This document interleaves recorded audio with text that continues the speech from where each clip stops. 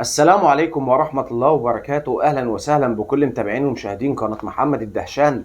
فيديو جديد وحصري على قناتي. بتمنى في البداية نعمل لايك للفيديو ونشترك في القناة ونفعل زر الجرس عشان يوصلك كل جديد وحصري. ومساء الجمال على كل اخواتي المحترمين اللي بيتابعوني، وصلوا على النبي كده في البداية، قولوا عليه الصلاة والسلام. عايز اخدكم في البداية كده ونروح لعبث الإعلام المصري. احنا لا بقى عندنا إعلام، ولا بقى عندنا اتحاد كورة، ولا بقى عندنا كورة، ما بقاش عندنا أي حاجة. احنا بقى عندنا ناس بتطلع تكيل ب100 مكيال، مفيش كلمة حق. حاجة بقت تقرف والله العظيم يا جماعة. الواحد قرف من اللي بيشوفه على القنوات، حتى القنوات اللي هي بتطلع يقول لك ايه، دي قناة محايدة بعيد عن أهل وزمالك، وإن الضيوف اللي بيجوا في القناة دي ضيوف محايدين ما لهمش علاقة لا بأهلي ولا بزمالك. كل ده كذب، كل ده كذب وضحك على الدقون. لا يا جماعة، كل الإعلام موجه ضد النادي الأهلي ما عدا قناة النادي الأهلي فقط. قناة النادي الأهلي هي اللي بتدافع عن النادي الأهلي، وبعد أوقات لما الأهلي بيقدم مستوى سيء بيهاجموا النادي الأهلي عشان بس نكون منصفين. إنما بقية القنوات اللي في مصر كلها بإعلامها بالضيوف اللي بيطلعوا عليها لازما يطلعوا يقللوا ويهاجموا النادي الأهلي. الناس دي كلها ضد الاهلي، اهلاويه وزملكاويه. انا بكلمكم بامانه، يعني انا ما بختصش حد بعينه، ما بقولش فلان اللي بيطلع على قناه كذا بيطلع يهاجم الاهلي او يقلل الاهلي او هو ضد الاهلي. لا، كله ضد النادي الاهلي، حتى الاهلاويه، اهلاويه وزملكاويه. ما هو يا جماعه بالمنطق والعقل، نادي حقق 16 لقب الموسم ده اللي هو النادي الاهلي، والقطب الثاني بتاعه اللي هو نادي الزمالك ما حققش ولا لقب.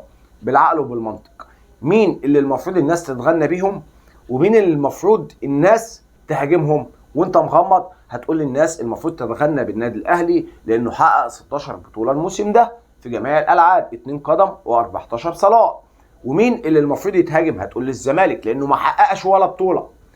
نادي الزمالك مع كابتن حسين لبيب الموسم ده ما حققش ولا بطوله. تخيل العبث بتاع الاعلام بتاعنا على جميع القنوات، عشان اعرفك ان احنا ما عندناش قنوات محايده. وخد بالك مش هتلاقي حد غير العبد لله يسلط الضوء على المواضيع دي ويتكلم معاك فيها. الاقي كل الاعلام المصري طالع بيهاجم النادي الاهلي عشان خسر من نادي الزمالك، عشان خسر من نادي الزمالك. يهاجموا كابتن محمود الخطيب. طب انت بتهاجم كابتن محمود الخطيب ليه؟ هو هينزل يلعب برجليه؟ يا جماعه ده بعد ماتش سيمبا هنا في القاهره وهناك في تنزانيا، والله الاعلام ده برضه كان بيهاجم النادي الاهلي، وسايب نادي الزمالك اللي ما حققش ولا بطوله، سايب الزمالك اللي كان في المركز ال15 في الدوري المصري، سايب الزمالك اللي خسر نهائي الكاس قدام النادي الاهلي، سايب الزمالك اللي ما بيقدرش يعدي من دور المجموعات بقاله 4-5 سنين، سايب الزمالك اللي ما سنطرش ولا مره في كاس عالم للانديه، وبيهاجم كابتن محمود الخطيب اللي جاب برونزيه الموسم ده وجاب السوبر المصري الموسم ده وعمل اداء روعه في كاس العالم وجاب كاس مصر الموسم ده وحقق انجازات مفيش اي نادي في العالم يقدر يحقق الانجازات اللي الاهلي بيقدمها. الاقي الاعلام طالع بيهاجم كابتن محمود الخطيب. طب بتهاجمهم كابتن محمود الخطيب ليه؟ انا اسف، يعني الناس دي يا جماعه بتعمل حاجات تخلينا فعلا نبصم بالعشره ان هم مش هاديين، ان القنوات دي كلها بتاكل عيش على حساب النادي الاهلي. كل الناس المسؤوله عن القنوات دي بتجيب الناس دي لا مؤاخذه مجرد ان هو حاجه كده بتتحرك. قول اللي احنا عايزينه وما تقولش اللي احنا عايزينه. طب مين الشخص اللي بيجيب الناس دي كلها عشان تطلع تهاجم في النادي الاهلي؟ مين اللي ليه مصلحه ورا الكلام ده كلاته ومصلحته الكبيره في ان الاهلي يقع؟ مين؟ بالعقل وبالمنطق. ده انا كزملكاوي، انا ازاي ان انت كاعلامي ما تهاجمش الزمالك اللي انا بقول فرقته وحشه والنادي بتاعي وحش في كل الالعاب ومقدم فضايح الموسم ده اكتر من اي موسم ما شاء الله؟ يعني الحاجه الوحيده اللي احنا عملناها الموسم ده قدمنا فضايح اكتر من الفضايح اللي كانت بتتقدم الموسم اللي فات ومع مرتضى منصور بصراحه. فازاي انت الاقيك بتهاجم الاهلي وبتتغنى بنادي الزمالك؟ يبقى هنا في حاجه غلط في الاعلام المصري اللي بيقول على نفسه ان هو محايد وبيطلع يكيل بمكيال واحد. لا، الاعلام المصري الرياضي موجه ضد النادي الاهلي، اهلاويه وزملكاويه. تعالى بقى كمان نروح للاتحاد الافريقي لكرة القدم، وعايزين نقول له اشمعنى الاهلي؟ ليه الاهلي واشمعنى الاهلي؟ ليه الاهلي دايما يلعب ماتشاته الساعة 3 العصر؟ النادي الوحيد اللي في القارة دونا عن الاندية الافريقية سواء بقى من شمال افريقيا او من افريقيا، ليه هو النادي الوحيد اللي بيلعب الساعه 3 العصر؟ وهنا عندي سؤال للنادي الاهلي، انت بتنجح ازاي؟ والله العظيم انت نفسنا نفهم انت بتنجح ازاي في ظل ما انت بتشتغل مع منظومه فاسده، سواء منظومه داخليه او خارجيه. انت بتنجح ازاي؟ اعمل كتاب لتاريخك، خلي بعض الانديه تتعلم من حضرتك ازاي انت بتنجح. اتحاد كرة افريقي دايما ماتشات الاهلي يلعبها الساعه 3 العصر. واحد يجي يقول لي ده سلو بلد سان داونز دايما بيلعب الساعه 3 العصر، اقول لك انت كذاب. سان داونز هيواجه بكره الترجي التونسي في بريتوريا في جنوب افريقيا الساعه 9 مساء. يعني هو يا جماعه اشمعنى بقى الاهلي اللي دايما ماتشاته بتتحط الساعه 3 العصر، مع ان ده غباء كبير جدا من الاتحاد الافريقي لكره القدم؟ ليه ماتشات الاهلي دايما تنجح اي بطوله؟ ماتشات الاهلي كده لها حاجه خاصه كده، دي لها طابع خاص كده لوحده، لان ماتشات الاهلي قيمه تسويقيه كبيره جدا وعاليه جدا. لا قدر الله، لا قدر الله بعد الشر، يعني لو الاهلي ما لعبش نهائي، تخيلوا هيبقى ماتش الاهلي ومازيمبي، هيبقى القيمه بتاعته التسويقيه وقيمه المشاهدات بتاعته اعلى من النهائي. زي كده السوبر ليج الافريقي، يعني الاتحاد الافريقي ده غبي جدا جدا جدا. انت قعدت تتحايل على الاهلي الموسم اللي فات عشان يلعب السوبر ليج الافريقي، قعدت تتحايل عليه ليه؟ لانك انت واثق ومتاكد لو الاهلي مش في البطوله ما نجحتش. والدليل ان انت مش هتنظمها تاني، لان الاهلي لما طلع من السيمي فاينال النهائي بتاعها ما جابش، ما لمش مع حضرتك ايرادات البطوله، فعشان كده البطوله خسرت مع حضرتك. عشان كده انت قلت الموسم الجاي لا هتلعب الكونفدراليه ولا هتلعب السوبر ليج. الكونفدراليه مش هتلعبها لانها ما بتنجحش، ما فيهاش اهلي، والسوبر ليج مش هتلعبه لانه ما نجحش الموسم ده او الموسم اللي فات، لان الاهلي ما لعبش نهائي. فالنادي الاهلي قيمه عظيمه جدا في اي بطوله، تيشيرت الاهلي لوحده ينجح اي حد. فهنا بقى يا جماعه بنقول اشمعنى الاهلي؟ الناس اللي تطلع تقول لك ايه ده احنا علينا مؤامره، لا يا جماعه المؤامره اهي بقى. امال انت كزملكاوي لو مكان النادي الاهلي، لو ماتشاتك بتتلعب الساعه 3 العصر، لو الاعلام كله يطلع يحط على حضرتك وانت كمان جايب بطولات كزمالك، هتطلع تقول ايه؟ ده انت من غير كل الكلام ده بتقول احنا علينا مؤامره. امال لو بيحصل معاك ربع اللي بيحصل مع النادي الاهلي، والاهلي شايل حمل تقيل. الاهلي يا جماعه يعني شايل حمل الكره المصريه لوحده. ليه؟ الاهلي في صراع مع الكره المصريه والكره الافريقيه عشان يرفع من شان الكره المصريه. تخيل اصل الاهلي كل يومين بيجيب بطوله، ايه المشكله لما اخسر بطوله دوري الابطال؟ ايه المشكله لما اطلع اصلا من السيمي فاينال؟ في مشكله؟ هل هنا في مشكله مع النادي الاهلي وجماهيره؟ مفيش مشكله، ناس معاها 11 لقب لبطوله دوري الابطال، يعني الاقرب واحد ليه عنده 5 القاب فرق 6 بطولات، يعني في 100 سنه، انت محتاج 100 سنه 100 سنه عشان تجيبني. فالنادي الاهلي يا جماعه بيتحارب خارجيا وداخليا ما شاء الله. حتى الاعلام عندنا كمان مش مستكفي ان اتحاد الكره المصري بيهد في النادي الاهلي، لا الاتحاد الاعلام المصري عندنا هو كمان طالع يهد في النادي الاهلي، ودي كلمه حق. تعالى بقى نخش على حلقتنا الناريه ونروح لكابتن خالد الغندور اللي طالع بيصيح ليه انا مش فاهم. وكلمه صياح على اللي انت هتسمعه من خالد الغندور دي شويه. خالد الغندور طالع بيعيط، طالع بيعيط ليه انا مش فاهم. وايه دخل اصلا خالد الغندور بالموضوع اللي هو هيتكلم فيه او اللي انا هسمحه لكم ده؟ انا مش فاهم. تعال نسمع خالد الغندور بيقول ايه. برضو يا جماعة الموضوع اقسم بالله اسمع، موضوع زمالك واهلي ولا اهلي وزمالك. الموضوع لوائح بتتحط عشان تتطبق على الجميع بعدالة، بدون النظر لأي لون فانيلا. فأنا عايزك بجد تطلع لي من اللائحة اللي بتقول إن اللي هيخبي كورة في نهاية اللقاء 20 ثانية الولاد بتاع ياخد 4 ماتشات، وكمان واحد تاني ياخد ماتشين، خلاص. واللي كسبان الدوري ومش منفعل ومش في اللقاء وبعد اللقاء بيضرب المنافس وبيسبله الدين ياخد ماتشين ويتوقف في الكاس بس. هاتولي ده من اللائحة بس، انا مش عايز حاجة تانية. والخناقة مش خناقة اهلي وزمالك، واضح خناقة ان ده الدوري بتاعنا ونظام الدوري بتاعنا اللي احنا غيورين عليه، وتطبيق اللوائح من اهم الحاجات اللي بتنجح اي مسابقة. الثواب والعقاب. بدي مان اوف ذا ماتش لانه لعب مباراه كبيره جدا. بدي مان اوف ذا ماتش لانه كانت روحه رياضيه وما اضطردش اثناء اللقاء. وبدي عقوبه شديده جدا عشان ما تتكررش من نفس اللاعب او من لاعب اخر. وبدي العقوبه على حسب اللوائح اللي انا حاططها واللي موجوده في قائمه اللوائح بتاعه الموسم. ردوا عليا، ليه اللي خبى كوره في نهايه اللقاء لمده 20 ثانيه خد 4 ماتشات وواحد تاني كمان معاه خد ماتشين، واللي ضرب زميله بعد المباراة ضرب زميله وشتمه وسبله الدين خد ماتشين واتوقف في مسابقة واحدة وبعديها بيومين لعب في المسابقة التانية. انا هنا عايز اسأل سؤال، ايه دخل قصة حسين الشحات والشيبي بموضوع ان رابطة الأندية وقعت عقوبات على نادي الزمالك بسبب إخفاء الكرات؟ ايه دخل ده بده؟ بصوا يا جماعه، دعك كابتن خالد الغندور اللي هو اول واحد في الدنيا كلها اللائحه ما اتطبقتش عليه لانه اول لاعب سب الدين في الملعب. كابتن خالد اول واحد سب الدين في الملعب طالع بيزايد على اللي سب الدين في ارضيه الملعب. يعني انت اول واحد يعني بدعت القصه دي، انت اول واحد ما شاء الله عملت الكلام ده. يعني انت بقى المفروض دلوقتي نقول لك انت كخالد الغندور اخر شخص في الدنيا دي كلها يتكلم عن اللي بيسب الدين في ارضيه الملعب.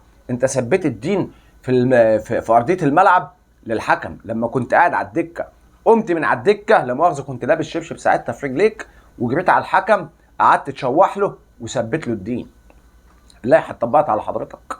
ايه اللي دخل القصه دي في قصه اخفاء الكرات؟ بل لما تطلع تقول لي نادي الزمالك كده عيب نادي الزمالك كبير قوي، اللي انتوا عملتوه ده يقلل من نادي الزمالك، ده شغل عيال صغيره. وبعدين ما تطالب بتطبيق اللائحه على دونجا، هو ده مش مخالف للائحه؟ هو ده مش فعل فاضح في ارضيه الملعب؟ طب هو دونجا اتعاقب؟ لما تيجي تتكلم اتكلم اللي ليك واللي عليك، يا اما تسكت خالص. ليه؟ لانك انت اول شخص في الرياضه المصريه سب الدين في ارضيه الملعب، واول شخص ما تعاقبش على موضوع سب الدين، فطالع عاوز الناس تعاقب حسين الشحات. طب هو تعاقب، فين عقوبتك انت؟ فين عقوبه دونجا الاحتفال بتاعه مع زيزو فين؟ ما تطلعش تتكلم في حاجات يا كابتن خالد انت مالكش فيها. اقعد ساكت واتفرج على المشهد واتفرج على اللي بيحصل وخليك في حالك، يا اما تطلع تقول كلمه حق وتقول لنادي الزمالك اللي انت عملتوه ده عيب، ده قلل من نادي الزمالك لانك انت الكابتن التاريخي لنادي الزمالك. فعيب الكابتن التاريخي لنادي الزمالك يشوف المهزله دي ويطلع يدافع عن المهزله دي او يطلع لها شماعه اخطاء. تعال بقى نروح لكابتن مصطفى يونس اللي لازما كل يومين يطلع يستفز في النادي الاهلي وجمهوره. كابتن مصطفى يونس اللي باع تاريخه، باعها خلاص من ساعه ما دخل قناه الزمالك وقال لك انا داخل امن مستقبل اولادي، انا باخد 2 مليون، انا جاي لعرض ب 10 مليون في قناه نادي الزمالك، وراح قعد في قناه نادي الزمالك وبقى رئيس نادي الزمالك يشتم في رئيس النادي الاهلي اللي هو بيمثله وقاعد ساكت. ما هو يا ريته طالع بيتكلم كوره، كنا هنقول عادي يا جماعه، شخص طالع بيتكلم كوره خلاص يبقى عادي، هنا مفيش اي مشكله بالنسبه للاهلي والاهلاويه. ليه؟ لانه بيدافع عن النادي الاهلي وبيتكلم كوره وبيتكلم كويس عن النادي الاهلي. لا، ده احنا اتفاجئنا ان هو اللي بيتكلم كويس عن النادي الاهلي ولا بيسكت ولا بيدافع عن النادي الاهلي، ورئيس نادي الزمالك بيشتم في رئيس النادي الاهلي وهو قاعد مبسوط ومتكيف لدرجه سبحان الله رئيس الزمالك اهانه على قناه الزمالك. مصطفى يونس بقى طالع بيقول لك ايه؟ اسمع مصطفى يونس بيقول لك موضوع اخفاء الكرات ليس السبب في هزيمه الاهلي. في مثل بيقول لك تعالى في الهيفا ويتصدر. الراجل ده شمتان في هزيمه الاهلي من الزمالك. والله العظيم يا جماعه ده اللي انا حاسه، كلامه ان ده اللي يدل على كده. هو في راجل كان بيمثل نادي ويطلع يقول الكلام ده على النادي؟ يعني انت يا كابتن مصطفى راجل تاريخ، ليك تاريخ داخل النادي الاهلي، ليه بتحاول تدمره؟ ليه بتحاول تحذفه؟ ليه بتحاول تمحي تاريخك مع النادي الاهلي والاهلاويه؟ طب يا راجل حاول تصلح من اخطائك اللي انت عملتها قبل كده. ما هو المصيبه يا جماعه ان الكلام ده مش طالع من لاعب شاب ولا لاعب لسه صغير ولا واحد مشجع بيطلع على بعض القنوات زي ما بنشوف كده بعض القنوات المحايده اللي انا كنت لسه بكلمكم عليها في بدايه الحلقه. لا، احنا النهارده بنتكلم عن كابتن تاريخي، كابتن ليه تاريخ داخل النادي الاهلي، كابتن مصطفى يونس. انتوا عارفين كل ده ليه يا جماعه؟ مصطفى يونس ماشي على خطاء مجدي عبد الغني. ليه؟ السبب كابتن محمود الخطيب. الناس دي كلها يعني محروقه من كابتن محمود الخطيب. كابتن محمود الخطيب مسبب لهم عقده نفسيه. والله العظيم يا جماعه الناس دي خلافاتها مش مع النادي الاهلي، الناس دي خلافاتها مع كابتن محمود الخطيب. فالناس دي بتتمنى، يعني بتتمنى من ربنا امنيه ليل ونهار كده ان الاهلي يتدمر. ليه؟ عشان يشمتوا في كابتن محمود الخطيب، لانهم مش حابين لكابتن محمود الخطيب.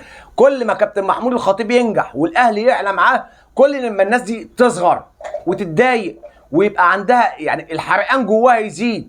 ليه؟ تعال بقى نروح لاخر حاجه، واخر حاجه دي بالنسبه لي مهمه. اخيرا مسكت على النادي الاهلي غلطه.